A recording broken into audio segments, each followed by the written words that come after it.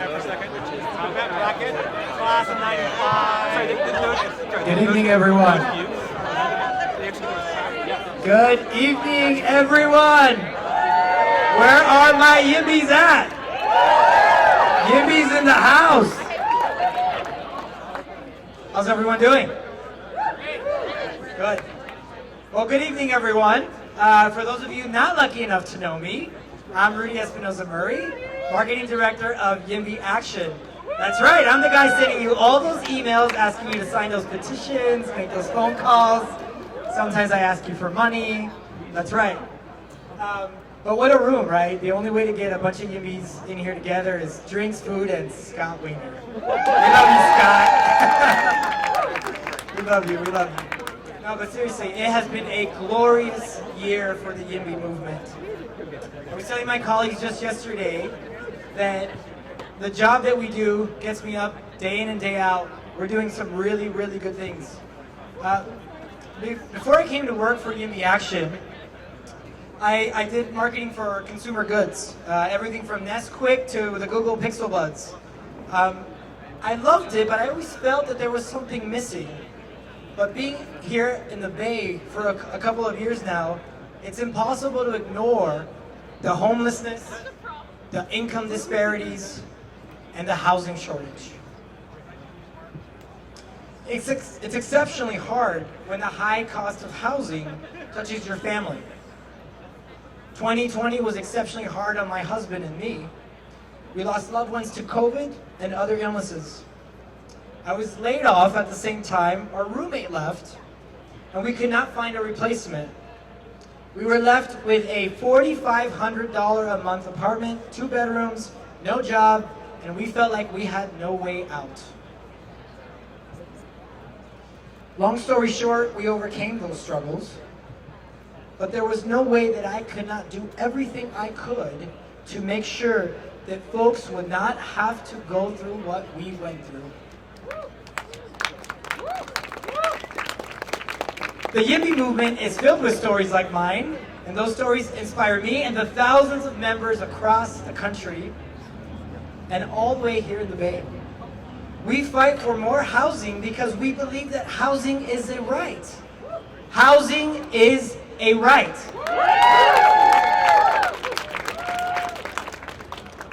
We're going to win, but it takes endurance. That's for sure. There was an assessment done a few years back about farm worker housing in San Mateo County, and the result was that there was a need for over 1,000 new homes because farm workers had inadequate or total lack of housing.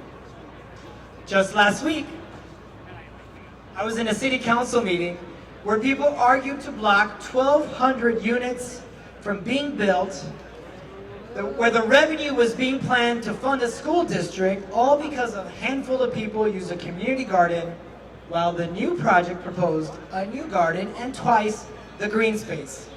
But it wasn't that garden. NIMBYs came out in full force to try to stop 2 incredible bills, SB 9 and SB 10. Yep.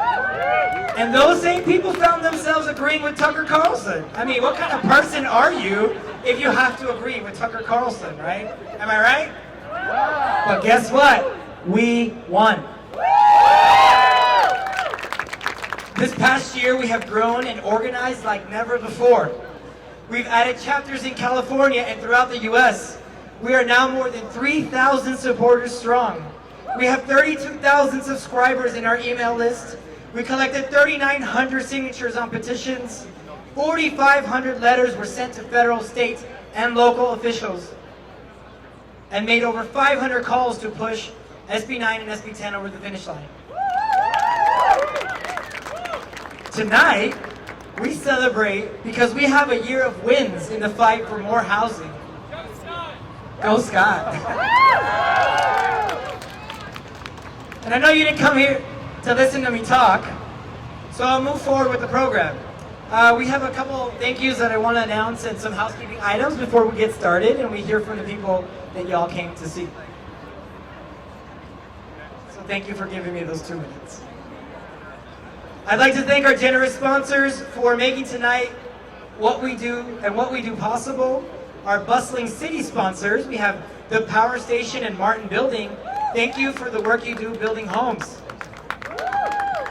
Our welcoming town sponsors, we have Avalon Bay Communities, Berg Davis Public Affairs, Clean Sweep Campaigns, Koblenz Law, Cressley Homes, Edge Development Group, Everest Project Builders, Ground Floor Public Affairs, Harvest Properties, Low Development, Mithun, Sandhill Property Company, and Van Meter Williams Pollock. Thank you, thank you. Round of applause for our sponsors. Now, a couple housekeeping things.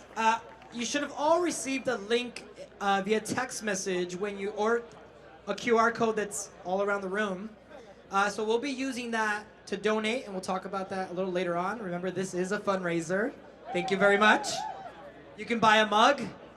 For those of you that want to fill your mug with YIMBY tears, we now made it bigger to fit more tears. Thank you. And you can also nominate someone for a YIMBY award, and the categories will be on the website. If you're a San Francisco voter, make sure you see Corey in the back of the room to sign a petition called Fourplexes Everywhere on the ballot. So we want to get that petition on the ballot. Fourplexes Everywhere. And now we're going to hear from some of our housing heroes. These folks are just a few of those that are out there doing the work to get more housing for the people. First, we're going to hear from City Attorney David Chiu. Yeah, give it up for David Chiu. Then we're going to hear from Senator Scott Weiner. And we're going to end the night to hear from our Executive Director, Laura Foote. Yeah. And then we're going to ask you for money. City Attorney, if you'll join me on stage.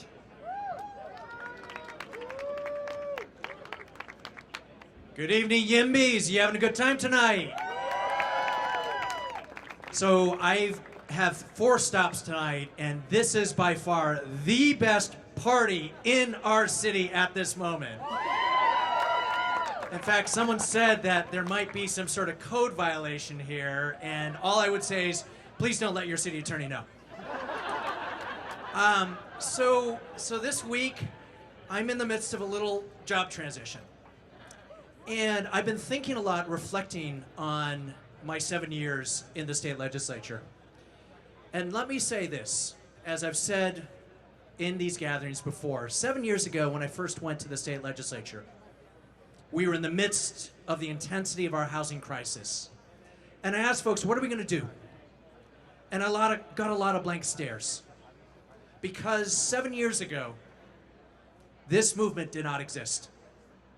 7 years ago, there were very few folks in Sacramento who were thinking about how we would address this crisis. And then a couple people decided to take action. A volunteer on that assembly campaign, her name was Laura Foote. She teamed up with another amazing visionary named Sonia Traus. And 2 became 4, became 4,000, became a movement. And you helped elect my colleague, Senator Scott Weiner. And then it wasn't so lonely anymore. We have gotten so much done over the last 7 years, literally dozens of laws. And I can share, I want to thank you guys for supporting laws that I moved to streamline affordable housing, to actually build housing next to BART stations, heaven forbid, to actually get funding for housing. I want to thank those of you who helped to make sure that we got SB 35 passed a couple years ago, that this year we got SB 9 and SB 10, so much that we've gotten done. And I'm also proud to say that despite how we might feel, apparently at this moment, there are 70,000 units of housing in the housing pipeline in San Francisco. And that is in no small testament to the leadership here in this room. But let me also say, obviously, I am transitioning as your new city attorney. I have new responsibilities. One of them is to ensure that I advise the mayor and the board of supervisors with regards to state law. Another, I will say, is to defend the decisions of the board and the board of supervisors with regard to state law, which we will do because that is our ethical obligation. But I will also say that as your city attorney, we will look for opportunities to use the role of the law to ensure that every San Franciscan has a roof over their head. And working with all of us, we need to make sure that there is a day soon where we don't have thousands of homeless folks sleeping on our streets. We need to make sure there's a day soon when our tenants are not in fear of evictions because there's enough housing in this city. And we need to make sure that someday soon, every San Franciscan can truly say, housing is our right. So with that, I'm looking forward to getting to work with you in this new role.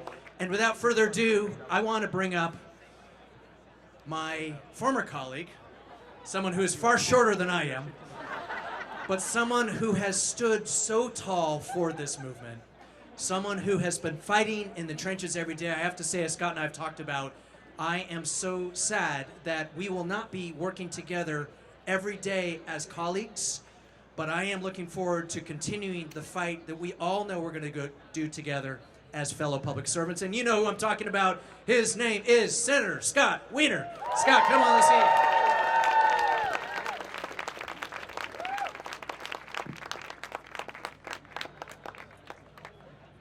How's everyone doing?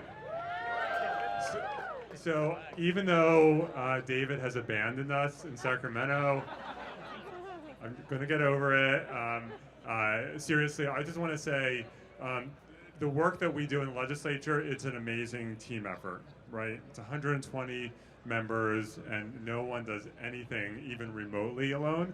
And having David as a partner, housing chair to housing chair, I cannot overstate how significant that has been, how impactful that has been. So David, we love you, and we know you're going to do great things as our city attorney. Congratulations. And I also just want to thank, I know Assemblymember Mark Berman and Assemblymember Alex Lee are here. Let's hear it for them. They are fierce, fierce, fierce fighters for housing, and they understand what the YIMBY movement is about. It's about an all-of-the-above approach. And Mark Berman in particular, he gets the crap kicked out of him sometimes by the NIMBYs in his district. And he just stands strong. So thank you, Mark, for what you do. So let's talk about Stevenson Street. And I say that not just because of the project. It's a great project. I support it 1,000%, and it was terrible what happened, and I really, really hope it gets fixed. But it's never just about one project. But what Stevenson Street and more importantly, the reaction to Stevenson Street, the fact that all Halloween weekend, as I was walking around in that hot dog muumuu I was wearing, people, just random people, like homeowners, people that I didn't expect were focused on housing were coming up to me saying, I can't believe that happened with the Stevenson Street project. And so that would not have happened 5 or 10 years ago. 5 or 10 years ago, it would have been one of those, like, if the tree fell in the forest and no one heard it, did it really fall? These projects will get mangled up or killed, and it would maybe, if you're lucky, get one mention in the Chronicle. And no more. No more, because people are paying attention, and people get it, and people understand that we need more housing. And people understand that when projects like that get voted down, and that happens over and over again around the state, no wonder people are living in tents. No wonder people are living in shelters. No wonder we have to purchase hotels to house people. So people get it. And the reason people get it, the reason those politics have shifted, the reason why it's not fashionable to be perceived in politics as an obstructionist anymore, the reason is because of you. Because of this movement that has completely and utterly changed housing politics, not just in San Francisco and the Bay Area, but is changing it throughout the state of California, where we have more and more elected officials around this state who are willing to stand up for housing. And I know that we have here today local elected officials. I can tell you 10 years ago, you would not see that many local elected officials attending a pro-housing activist gathering. And we are electing amazing city council members around the Bay Area, around the state. And so the change is upon us. And I know it's frustrating because we want things to happen so quickly. It doesn't always happen as fast as we want. And we want this bill or that bill to pass, and it took 3 years, and when it should have taken 1 year, and people get frustrated. But we're going to get there. And we're going to get there because things have gotten so bad, and everything is changing. And when you're in a crisis, things shift. And so I'm optimistic. But it's only going to happen if the YIMBY movement keeps working and fighting and sending those letters and making those phone calls and growing and growing and growing, and we're going to get there and we're going to win. So thank you so much, everyone. And now it's my great honor to bring up one of the, this is her self-description, one of the amazing housing witches, right, Laura? Her phrase, not mine. I have to say, like, Laura Foote is an absolute force of nature. She is someone who I admire so intensely, someone who, when she needs to call me out on something, I get the phone call. You don't want to get that phone call? But she is one of the ultimate activists here in this city. So everyone, the amazing, amazing Laura Foote.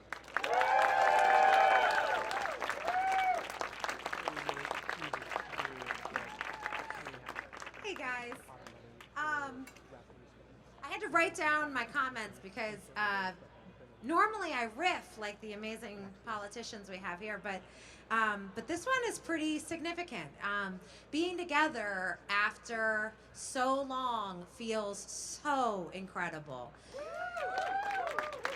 It is just an amazing experience to be able to see all the elected officials who have been working so hard for us behind those Zooms. And to be together at what is still the beginning of the pro-housing movement. Here we are at the end, towards the end, I hope, of this long, dark night of a pandemic that has exposed every fault line in our society. At this moment when we are just beginning to build back better. So why do we care about housing? If you had told me as a teenager that I would be standing in front of a crowd talking passionately about land use policy, I would have laughed in your face, and yet here we are. Because as it turns out, housing is foundational.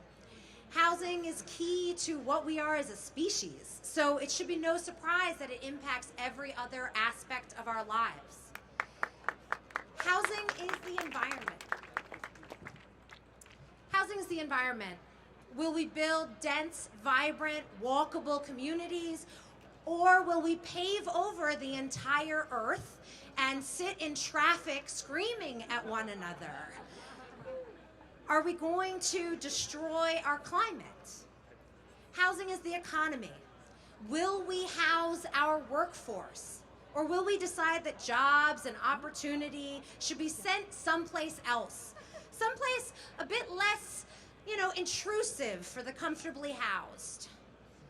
Housing is equity and social justice. Will we welcome people into these communities of opportunity? Will we integrate our schools? Will we allow the people who work in our communities to live in our communities? Will we end the policies that have made us poorer and more segregated, that are pushing people into overcrowding and mega commuting? Will we end the laws that were written with deliberately racist intent and continue to have disproportionate impacts on people of color? Are we going to stop making ourselves poorer, more isolated, and denying ourselves the opportunity to grow together? Are we going to live up to the promise that we are one nation, indivisible, with liberty and justice for all? We need to be brave enough to grow, brave enough to welcome the stranger, brave enough to believe that we can do more together. Every time we show up to advocate for housing, there is always someone saying no. They remind me of my family, of my grandmother. They remind me of people I love. And I do not doubt that our opposition loves their communities. But we love our communities too. We love them enough to want to share them. We love them enough to know that if we share what we have, we can open our doors, we can be more than what we are. We believe that communities can thrive, but only if every single person is housed. And if we come from a place of love, I think we can win a lot of people over. I think we can help people see how blocking housing is a selfish and ultimately self-defeating act.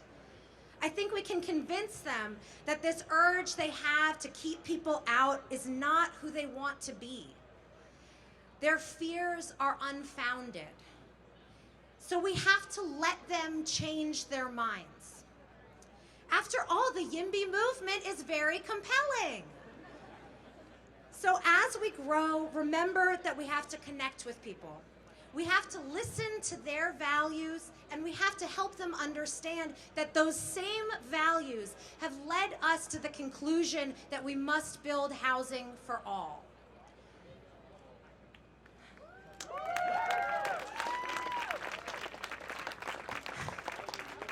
So I want to leave you with this double meaning. Let them come in. Let them be more than what they are. Let them join us. Let them thrive with us. Let them rise to the necessity of this moment. Let them come in.